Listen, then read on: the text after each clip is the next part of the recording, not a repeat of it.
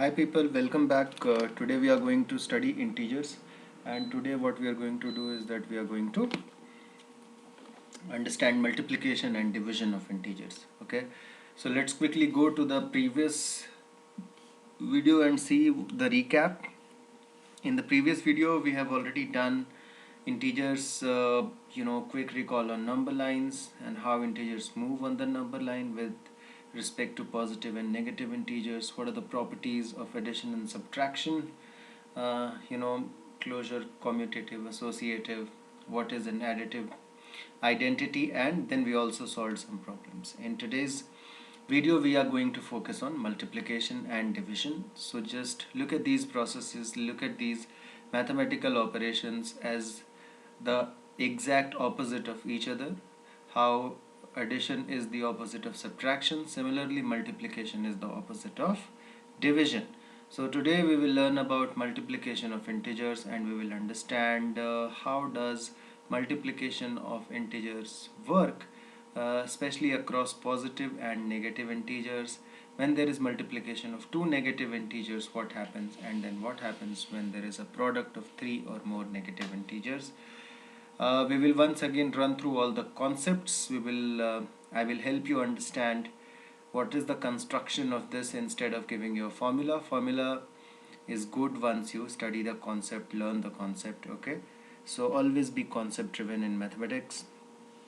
If you understand the logic, you will not have the need to learn the formula.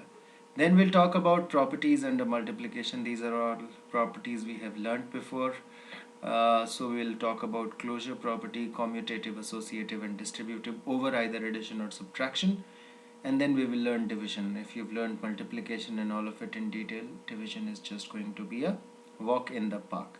So with that, let's start the okay. So for example, so far what have we studied with respect to multiplication? What is multiplication? Multiplication is nothing but it is a repetitive addition. Okay, so if I say 3 into 5 equal to 15, we are basically saying we are basically adding 3 5 times.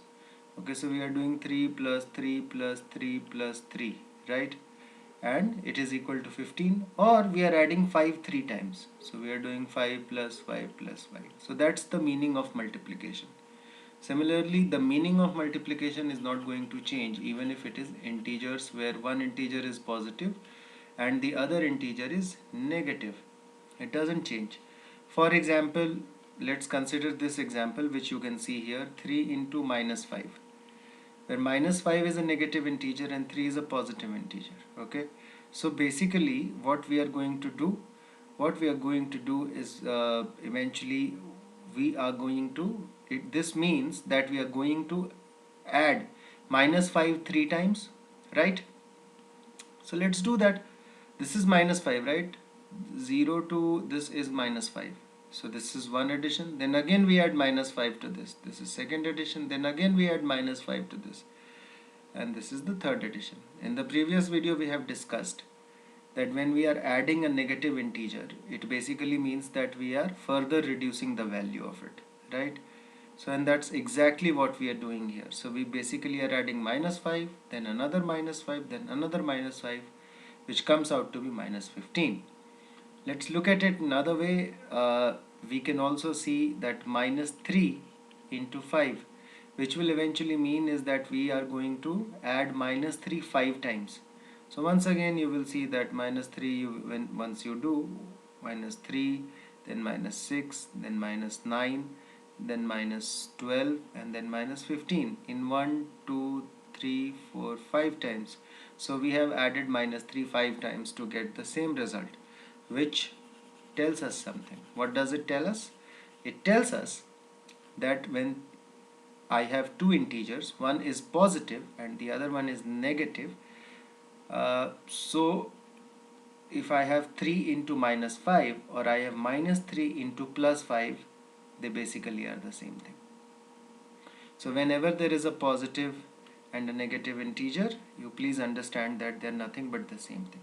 So for example, further taking that example further here, we see that minus 3 into 5 will be what? Understand this. How do we break it down? Minus 3 into 5. minus 3 into 5 is minus 15. We know this from the previous one. This is another way of looking at the integration. So let's start with 3 into 5, okay, which is 15. Absolutely okay, no doubts. Then we do 2 into 5, which is 10, which means that we are subtracting 5 here, okay. Then we do 1 into 5, which means that we are once again we are subtracting 5. Then we are doing 0 into 5, which means that once again we are subtracting 5. Then we are doing, now see, this is reducing, right? 3, 2, 1, 0. Then which is the integer after 0? It is minus 1. So once again we will subtract 5 from here. So what is this value? This is 0. When we subtract 5 from here, 0 minus 5 will be 5, minus 5. Minus 2 into 5, once again we will subtract minus 5, and then once again we will subtract, so as to reach minus 3 into 5. And that's the way you have to understand. That's the way you have to understand multiplication of positive and negative integers. This is a fantastic illustration which will help you erase all doubts. You will not, so generally in books you will see what I will show you right now, and generally kids only remember that. So you can see this is one way of looking at. We can also do minus 5 into 3, okay. So minus 5 into 3 we can do. Now what we will do is that we will start from 5 into 3, which is 15. Then we will go 4 into 3, okay, which is 12. So there is a gap of 3. Then we will go 3 into 3, which is 9. Once again 12 minus 3 is 9. Then we will go 2 into 3, which is 9 minus 6. Then we will go 1 into 3, which is again 6 minus 3. Then we will go 0 into 3. Once again 3 minus 3. Then we will go minus 1 into 3, which is minus 3. Again subtract 3 from 0. Minus 2 into 3. Minus 6, continue to subtract. Minus 3 into 3. Minus 9 subtracted. Minus 4 into 3. Subtract further. It will become minus 12, and then finally minus 5 into 3 will be minus 15. So you see that this is the pattern of the multiplication. So understand this. If you have understood this, you will realize that minus 3 into 5 and minus 5 into 3, both of them are the same thing. And that brings us to this corollary, or this sort of a formula or a memory trick that most books will have. But before reaching here, it's important to understand why it happens. And therefore we can say that while multiplying a positive integer and a negative integer, we multiply them as whole numbers. So if I am multiplying minus 3 with 7, we multiply them as whole numbers first. So 3 into 7 is 21, and then we put a minus sign to it. As simple as that. Even if it is 3 into 7, 3 into minus 7, it still will be 21, and along with the minus sign. So whenever this is the combination, we get a negative integer. Now what if we have multiplication of integers, two integers, which both of them are negative, right? So for example, when we look at it, there are two negative integers here, minus 3 into minus 2, and see, once again we will solve it like that. So for example, understand this whole pattern here. Minus 3 into minus 4, we have just now learned that it is minus 12, right? So we multiply 3 and 4 as whole numbers, okay, and then we put the minus sign, and the reasons etc. we just saw it. When we go next step, which is minus 3 into 3, what do we get? We have to subtract, right? We have to subtract what? We have to subtract minus 3, because now we are multiplying by minus 3, right? So we have to subtract minus 3 from it. Now when we subtract minus 3 from it, so we are subtracting minus 3 from minus 12, and basically we are getting minus 9. So in the same order, then we go from 4, 3, 2, 1 till we go to 0 and it becomes 0. As you can see that we continue to subtract minus 3, and then we go to minus 1, we continue to subtract minus 3, and you see that the moment it is 0, okay, and now when you are subtracting a negative integer from here to here, it basically starts giving me positive results as soon as I hit 0. So minus 3 into minus 1, it becomes 3. Minus 3 into minus 2, it becomes 6. So I have not done anything spectacular or out of the blue. I have simply followed the same principle of continuous subtractions when I am reducing the number with which my minus 3 is being multiplied with. So minus 3 into 4 is minus 12, and then I continue to subtract minus 3 till the time the multiplying integer is also negative. And what do I get? I get 6, which basically means is that when I have two negative integers, I multiply them as whole numbers and I put positive sign before the product. Why? We just explained it here using this example. So it's very simple. Whenever you have two negative integers, minus 3 into minus 2, what do? We do 3 into 2, 6, and then plus. So generally we don't write plus signs, but basically it's just 6. Now this basically tells us is that minus 1 into minus 1 will be 1. If you want, I can show it to you once again very quickly. So let me show it to you only. Let's say minus 1 into 1. Okay, what do we get? Minus 1. Then minus 1 into 0. What do we get? Minus 1 minus minus 1, because it is 1 less, so I will subtract minus 1 from here, and what will I get? 0.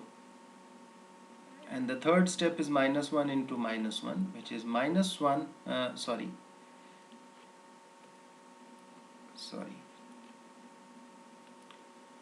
which is 0, because here we got 0, and then I have to subtract minus 1 from it, which is 0 plus 1 equal to 1.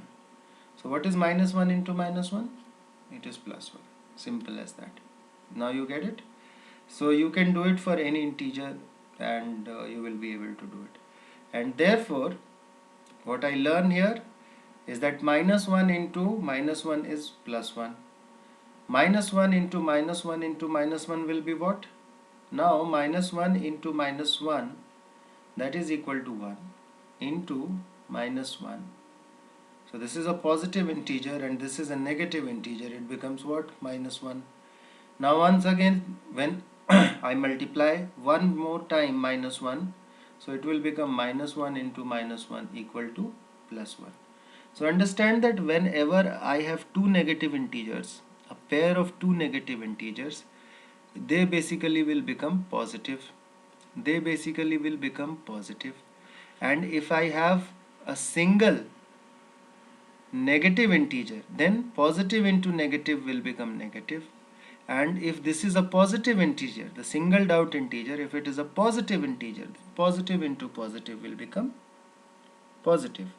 So if I have a product of 3 or more negative integers, if I have a product of odd numbered integers, I will have a negative sign for odd numbered integers. And if I have a positive numbered multiplication, I will have if I have an even numbered multiplication, I will have a positive sign. What does it mean? Is that if I have a product of 3 integers, 5 integers, 7 integers, 9 integers, 11 integers, I will have a negative integer. Why? Because 3 is what? You will have one pair of negative which will become positive, and then multiplied by another negative, it will be negative. So for all odd integers, it basically is pairs of positive multiplied by last one negative integer, right? So it will become negative. And if I have even numbered negative integer, where is like this 1 2 3 4, so I have two pairs, which basically means plus 1 plus 1. So positive into positive will become positive. So that's the funda, which basically brings us to this point, which says that if the number of negative integers in a product is even, that's exactly what I was talking about, then the product is positive. And if the number of negative integers in a product is odd, then the product is negative. Okay. If there are more than 3 or more positive integers, obviously it will be positive. So no brainer. Now I will talk about, okay, all these properties. I really find them very boring, but I will talk about it. See, closure property is a property which says that if I multiply an integer a with an integer b and I get an integer c, so c should be an integer always. If I multiply two integers a into b, then c should be an integer.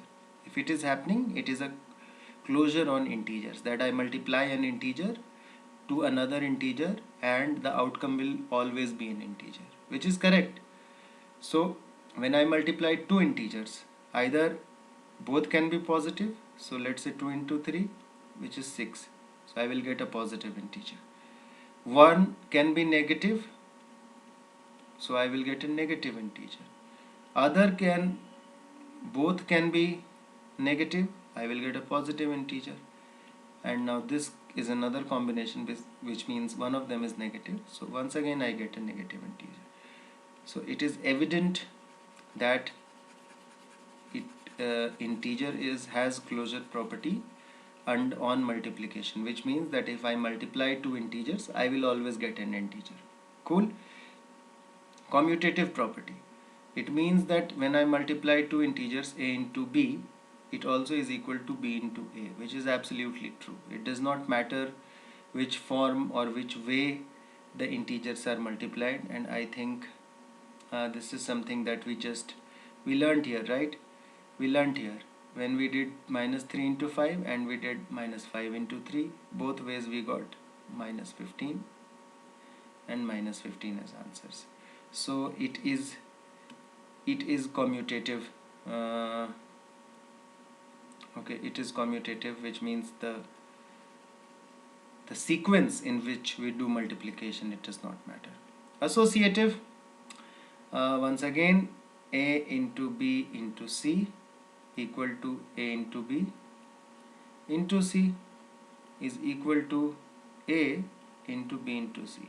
What does it mean is that if there are three integers, I could multiply first a into b and then multiply by c, and it would have been the same if I multiplied first b into c into a, and it would have been the same if I multiplied first a into c and then b. Why?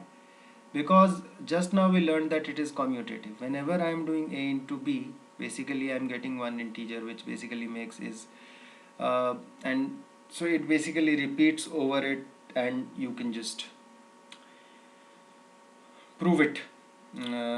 Take a few examples and you will see that it's just repetitive adding, and therefore it is true. Okay, it is associative. Now let's talk about distributive. When I say distributive, it is distributive over two functions, either a addition or a subtraction, which means a into b plus c, where all a, b, c are integers, is equal to a into b plus b into c. That is means that the multiplication of a is distributed over b and c. So 2 3 plus minus 4, it will be 2 into 3 plus 2 into minus 4, right? It will be 6 plus minus 8, it will be 6 minus 8, it will be minus 2. Now let's solve it in another way. 2 into 3 minus 4, so 2 into, this is minus 1, equal to minus 2. So as we can see that for addition it is distributive. Now very simple, if it is distributive over addition, it will be distributive over subtraction as well. Okay, same example, So absolutely same example we will take, and we will see that it is behaving in the same fashion. Let me just quickly change it and show it to you. So okay, so a into b, it is 2 into 3 minus 2 into minus 4, okay, and therefore it becomes 6 minus minus 8, therefore it becomes 6 plus 8, and therefore that becomes equal to 14. Here again same thing, we open the bracket, minus minus becomes plus, this becomes 7, 7 into 2 is 14. So it is distributive over uh, addition as well as subtraction. So very simple. Now let's move on to the next one. Now we very clearly see that we have to talk about division. Now whenever multiplication statement for each multiplication statement is basically two division statements. Now what do I mean when I say this? So for example, 2 into 3 is equal to 6. Now this is one multiplication statement, but it also means that 6 divided by 2 is equal to 3 and 6 divided by 3 is equal to 2. So these two statements are basically the result of this one multiplication, right? And therefore for every multiplication statement of whole numbers there are two division statements. That is what it means, right? Now when we divide a negative integer, okay, by a positive integer, we divide them as whole numbers and then put a minus sign before the quotient. Why? You only tell me. Now if it were to be one of these, let's say, is a negative integer, so I say 2 into minus 3, what it will be? It will be minus 6. Now what are my division statements? Minus 6 divided by 2, okay, equal to what I will get? Minus 3, right? Minus 3 I will get here. And then similarly minus 6 divided by minus 3, what will I get? You tell me. Minus 6 divided by minus 3, what will I get? I will get 2, right? Therefore when we divide a positive integer by a negative integer, we first divide them as whole numbers and then put a minus sign. So this and this are the same statement which basically I am capturing here, okay? And this is basically when I am dividing a negative integer by a negative integer, I see that it is a positive integer. So always understand, because see, 6 can be minus 6 divided by minus 3 is nothing but minus 1 into 6 and minus 1 into 3, right? This is minus 6 and minus 3. So these two cancel out, right? They are dividing each other, so they cancel out and we get. So remember that it's very easy. Basically, if you've understood multiplication, this is as simple as it gets. So if one is negative, one is positive, it doesn't matter what is numerator, what is denominator. The resultant will be negative. And if both are positive, then obviously it will be positive. And if both are negative, like here or like here, then again it will be positive. So if it is same sign, then positive integer. If it is different sign, then negative integer. So that is all, guys. I think that's with this we finish integers, and I really hope that you enjoyed it. If you did, then please give it a thumbs up.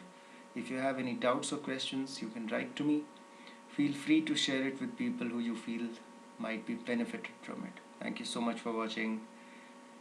See you tomorrow.